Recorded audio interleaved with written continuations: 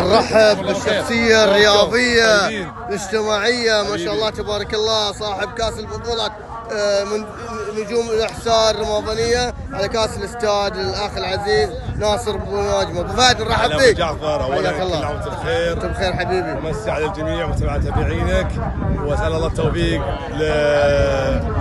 لبطولة اللي هو نجوم الإحساء، رأسهم أبو حيدر ما قصر بيض الله وجهه، وشكرا على مجهوده وعلى الجروب اللي معه. يعطيك العافية أبو فهد، ما شاء الله تبارك الله، رياضيا اجتماعيا ما شاء الله، من الليلة مولع الشخصيات، فل ساهل ما شاء الله تبارك الله. بيض الله وجهه. حياك الله.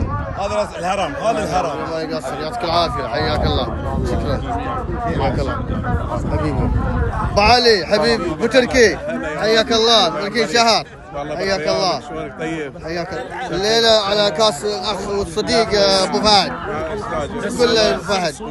اقول له بصراحه سباق الخير، هذا نسل الشباب انا اعتبره. نعم. مو هذا البطوله يدعمها، ولو البطوله نعم. ما شاء الله تبارك الله جميع اغلب بطولات الاحساء يعني الرمضانيه وغير رمضانيه قدام الاول لها ان شاء الله. وما يحتاج بعد شهادتك مجروحه بس يعني ابو فهد يعني ابو تركي وغير ابو تركي ما يحتاج يعني رياضيا. اقول اشكك على تقديراتك في اتفاق الحواري، بيض الله وجهك، صراحه احنا نعرف النتائج ونعرف مستوى الحواري من شاشتك. الله يعطيك العافيه. العين ما تعلى. الله التوفيق.